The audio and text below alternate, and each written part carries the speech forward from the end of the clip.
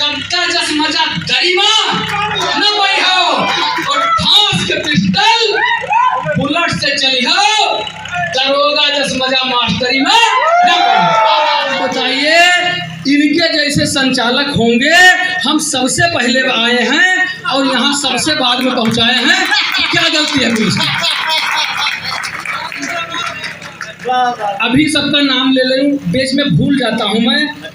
श्री मोहन वाजपेयी जी बैठे हुए हैं, बहुत पुराना जान पहचान है, मैं दिल से अपना मानता हूं, मुझे यकीन है कि वो भी मुझे अपना मानते हैं। जब मैं यहाँ पहले था उस समय ये सत्ता पक्ष में थे, अभी एक दिन इनका इंटरव्यू देख रहा था तो ये विपक्ष में है।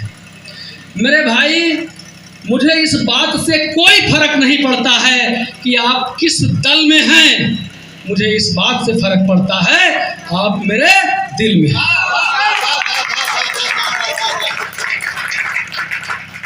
बहुत बड़े बड़े आयोजन करवाते हैं मोहन भाई। मैंने इनसे एक दिन फ़ोन किया, मैंने कहा भैया इतने बड़े बड़े आयोजन कराते हो, इतनी पुरानी हमारी आपकी दोस्ती है, कभी आप हमको बुलवाते नहीं हैं? तो कहें यार बुलवाने का तो बहुत मन होता है आपको, लेकिन जो संयोजक हैं वो आपका नाम काट देते हैं। हमने कहा क्यों काट देते हैं? तो इन्होंने कहा वो कहते हैं कि इनको गाली देने के अलावा आता ही क्या है। तो कहे कि क्या वो झूठ बोलते हैं कि सच बोलते हैं? हमने कहा एकदम झूठ बोलते हैं, एकदम झूठ बोलते हैं। भाई अगर कोई मुझको पैसा देगा तो हम उसको गाली क्यों देंगे? भैया भदौरिया जी बैठे हुए हैं, हरी जैकेट में, नाम थोड़ा भूल गया हूँ, विस्मित हो रहा है। हमारे सूरज भाई ने कहा कि हमारा अगर नाम लिया जाएगा तभी खबर छपेगी। 4 लाइन पत्रकारों के लिए कहता हूँ, इसके बाद शुरू करता हूँ। एक सच्चा पत्रकार क्या चाहता है, और खूब तालियां बजाइएगा कि मुझे न तीर न तलवार की जरूरत है, मुझे न तीर न तलवार की जरूरत है, सच को कहने को बस अखबार की जरूरत है, हद तक तो ताज की कोई नहीं ख्वाहिश मुझको, कलम में सिर्फ मुझे धार की जरूरत है। भैया दीपक पंडित जी कोतवाल साहब भीरा के बैठे हुए हैं, और जिनका नाम इस लिस्ट में है नहीं है, सबका एक बार मैं आभार व्यक्त करता हूं। पीछे फोर्स के लोग बैठे हुए हैं। मेरे दोस्तों, मैं आपको बताता हूं, पुलिस विभाग में इंस्पेक्टर हूं। अभी एक लड़का ये पढ़ रहा था कि 50,000 मिलता है, 1 लाख मिलता है, 2 लाख मिलता है, 5 लाख मिलता है। तब हमको इसको बताना पड़ा बगल में। हमने कहा अगर इतनी आसानी से मिलता तो धर्मराज उपाध्याय रात रात भर जाके कविता न पढ़ते।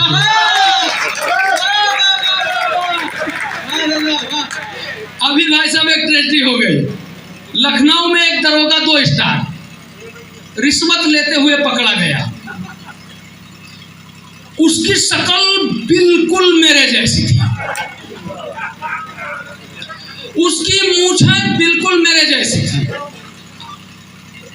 मैं बाल मुड़ा रखा था और वो गंजा था। कम से कम 1000 लोगों ने मेरा वीडियो, उसका वीडियो मेरे पास भेजा कि भाई साहब आप तो कहते थे रिश्वत मत न लीजिए, रिश्वत लेना गलत बात है, आपने रिश्वत ले लिया। तब मुझे बताना पड़ा कि वो मैं नहीं हूँ। और कैसे नहीं हूँ कि बिगड़ जाए जिसे लेने से अपनी साख क्यों लूंगा, बिगड़ जाए जिसे लेने से अपनी साख क्यों लूंगा, जला ईमान लालच में मैं उसकी राख क्यों लूंगा। और लिए 2 लाख जिसने, पास उसके 2 सितारे हैं। लिए 2 लाख जिसने, पास उसके 2 सितारे हैं, सितारे 3 हैं मुझ पर, तो मैं 2 लाख क्यों लूंगा।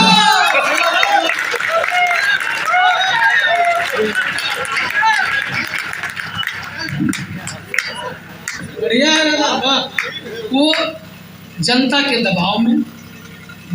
दबाव में मेरे मन से वो निकल गया जो मेरे मन में था। जनता के दबाव में मेरे मन से वो निकल गया जो मेरे मन में था। सही चीज क्या है जो आपको सुनाना चाहता था, वो तो मैं कहीं नहीं पाया।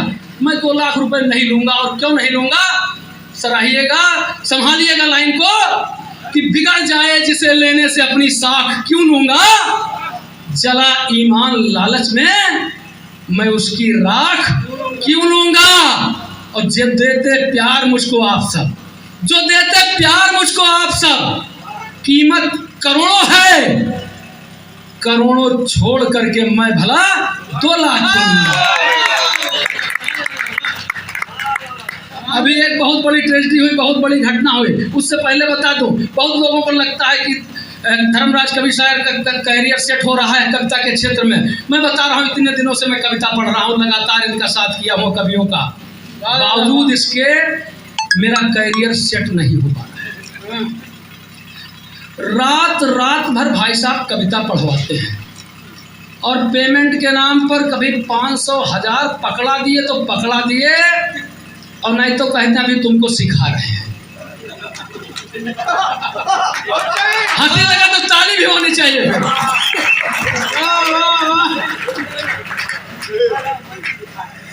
सिखा रहे हैं।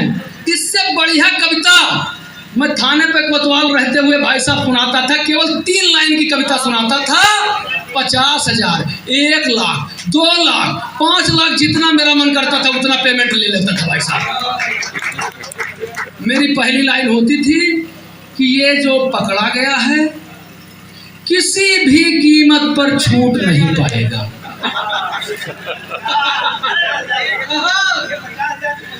दूसरी लाइन होती थी कि इसको हवालात में डाल दो, और तीसरी लाइन होती थी जो आप सब ने सुनी है, मोहन भाई ने तो बहुत सुनी है, कि मामला बड़े साहब के नॉलेज में।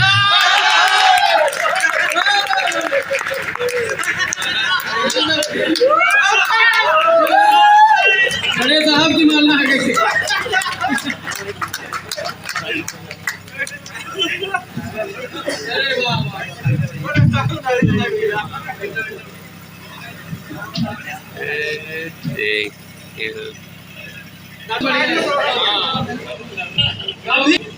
और मजा लीजिएगा, एंजॉय करिएगा, आनंद लेने के लिए बैठे हुए हैं आप लोग, हंसने के लिए। शहीदों के लिए जो है कवि सम्मेलन है, शहीदों की याद में है। कवि सम्मेलन को शहीद नहीं करना है। कि दिल जमा था, दिल के वो जज्बात में ही मर गए। जौनपुर की घटना से आपको जोड़ता हूँ। दिल जमा था, दिल के वो जज्बात में ही मर गए। मरते थे जिस बात पे, उस बात में ही मर गए।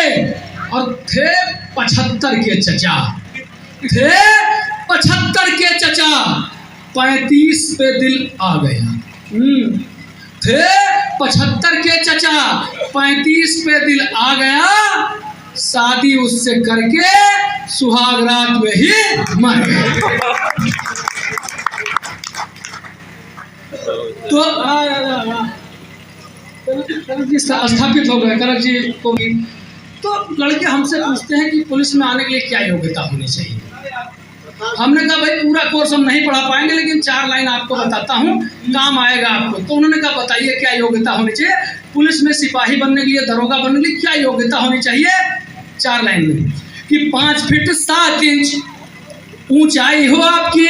भाई साहब आप लोग जब पढ़ रहे थे, सबसे ज्यादा ताली कैमरे में भी रिकॉर्ड होगा, आप लोगों ने भी देखा होगा, मैंने बजाया था।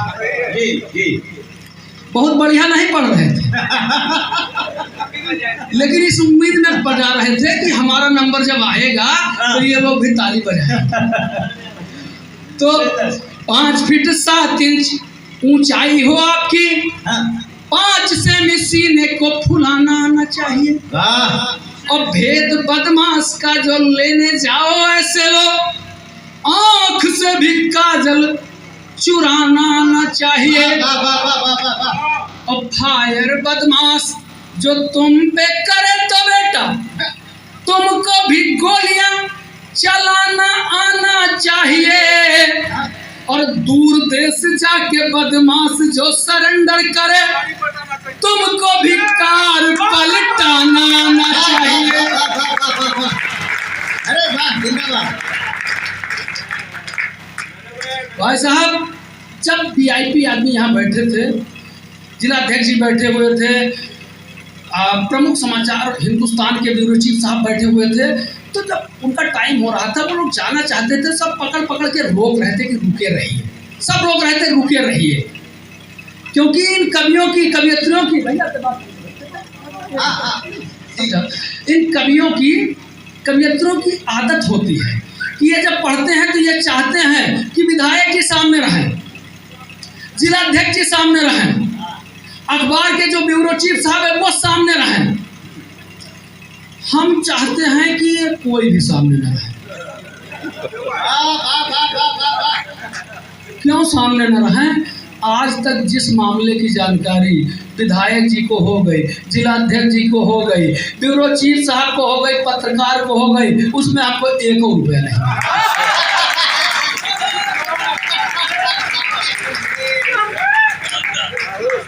श्रीकृष्ण, मैं बताता हूँ ना कि मतलब आज नहीं, सही बात बता दूं क्या? एकदम सही बता दूं। सही चीज ये है कि मैं जो आप लोग बैठे हैं इनको भगवान मानता हूँ, इनको भगवान मानता हूँ। मेरी कभी इच्छा कोई नहीं रहती कि मैं इस वीआईपी के सामने पढ़ूं, उस वीआईपी के सामने पढ़ूं। मेरी एक इच्छा रहती है। मुझसे लोग कभी कहता है मैं दादा के साथ पढ़ा हूँ, कोई कहता मैं दीदी के साथ पढ़ा हूँ। मैं कहता हूँ कि मैंने देवताओं के साथ पढ़ा है और भगवान के सामने बैठ करके पढ़ा है। श्री कृष्ण जी मिल गए, कहने लगे कि बहुत अच्छा माहौल है, मैं अवतार लेना चाहता हूँ पड़रिया तुला की तरफ ही, धीरा साइड में अवतार ले लूँ, लखीमपुर, बहुत अच्छा माहौल है। मैंने कहा प्रभु अब अवतार न लीजिए, दिक्कत होगी। उन्होंने कहा क्या दिक्कत होगी? तो मैंने कहा कि आओगे कन्हैया दोबारा इस देश में तो तुमको तुम्हारा ही जुनून मार डालेगा, और कदम की ठंडी छांव भूल जाओगे कान्हा, गर्मी से तुम्हें मई जून मार डालेगा। और चाकू सा रखाए अब घूमती हैं गोपियां, तुमको तो इनका नाखून मार डालेगा। चाकू सा रखाए अब घूमती हैं गोपियां, तुमको तो इनका नाखून मार डालेगा। और गली गली मुरली बजाना न कान्हा, अब एंटी रोमियो वाला कानून मार डालेगा।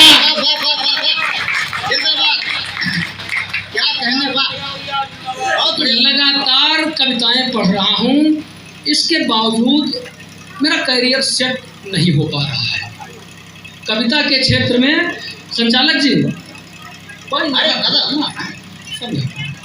इतनी मुश्किल से नहीं मिलता है। फिर आप कई बार ऐसा होता है कि चालक मौके पर नहीं मिला तो खुद चला के भी निकल जाता है। ऐसा मत समझिए कि आप नहीं ध्यान देंगे तो हमारी गाड़ी आगे नहीं बढ़ेगी। एक बार संचालक के लिए ताली बजा देंगे। तो मेरा कैरियर सेट नहीं हो पा रहा है। क्यों नहीं सेट हो पा रहा है? पुलिस विभाग में इंस्पेक्टर हूँ। मैं आपको एक याद ताज़ा करना चाहता हूँ।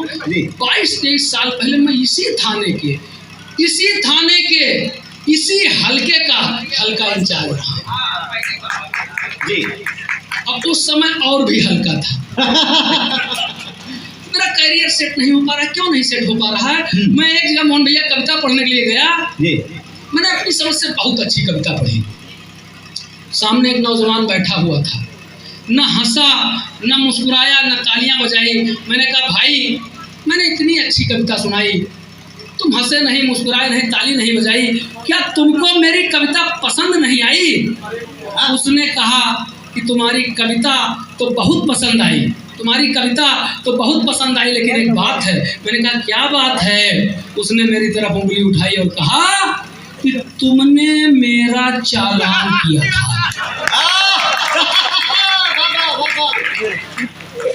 मैंने कहा भैया वो परिस्थितियां रही होंगी, तुमने कोई अपराध किया होगा, बल्कि अपराध किया होगा और 2 गलतियां की होंगी।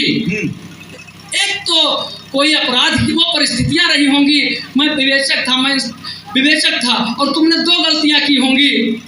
एक तो कोई अपराध किया होगा और दूसरे मुझको कुछ दिया भी नहीं। मतलब आप गलत समझते हैं, अपनी बेगुनाही का सबूत नहीं दिया होगा। मैंने कहा आज मैं पुलिस की नहीं कवि की भूमिका में हूँ, 50 बार भी चालान किया हो तब भी भूल जाओ। उसने कहा ठीक है, मैं भूल जाता हूँ कि आपने मेरा कभी चालान किया था। मैंने और अच्छी कविता सुनाई, उसने और आंखें लाल कर ली। मैंने कहा भाई अब क्या हुआ, तुमने तो कहा था कि तुम अपना चालान भूल जाओगे। उसने कहा कि मैं अपना चालान तो भूल गया, लेकिन एक बात फिर भी भुलाए नहीं भूलती है। मैंने कहा क्या? तो उसने कहा कि तुमने हमारे बाप का भी चालान किया था।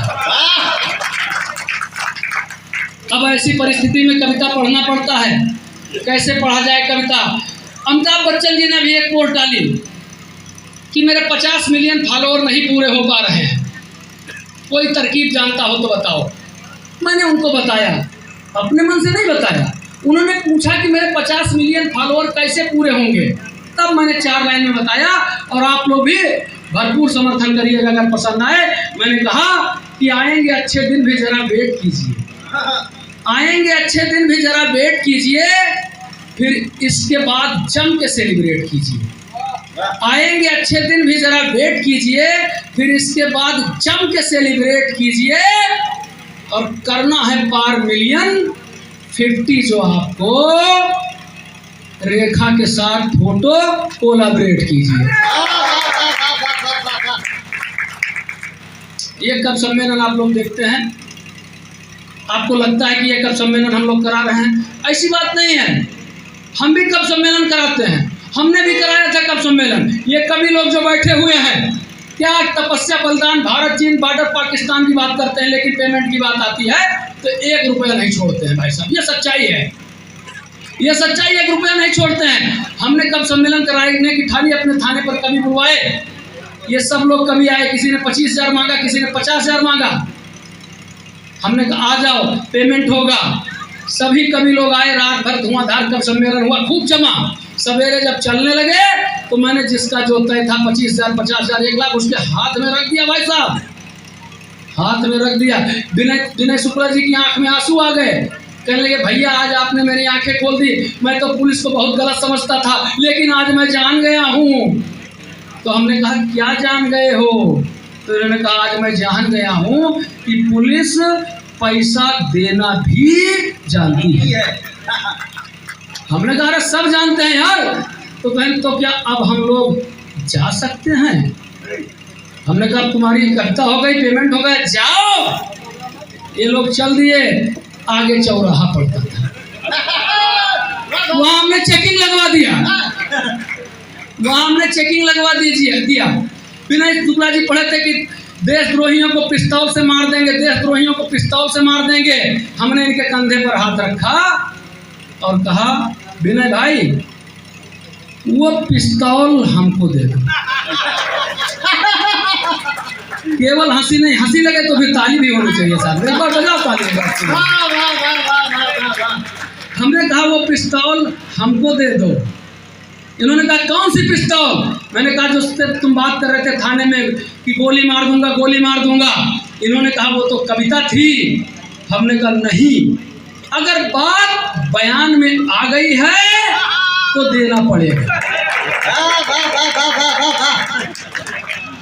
इन्होंने कहा तलाशी ले लो, नहीं है पिस्तौल। हमने इनको 100 कदम दूर हटाया और इनकी गाड़ी की तलाशी ली। यकीन मानिए पिस्तौल बरामद हुई। कमल आगने कहने लगे कि पिस्तौल बरामद हुई विनय भैया के पास से, विनय भैया जाने, इनका काम जाने, हमसे क्या मतलब है? मैंने कहा नहीं, मुझे अपने मुखबिर से पता चला है कि ये पूरा गिरोह रात में कहीं एक साथ रहा है।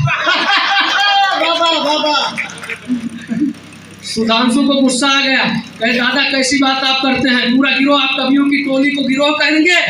हमने कहा क्या करें यार, ऐसे भाषा हमारी है। अभी ये पूछ रहे थे कि कहाँ है, तो हमने कहा घटना स्थल पर पहुंच चुका हूँ।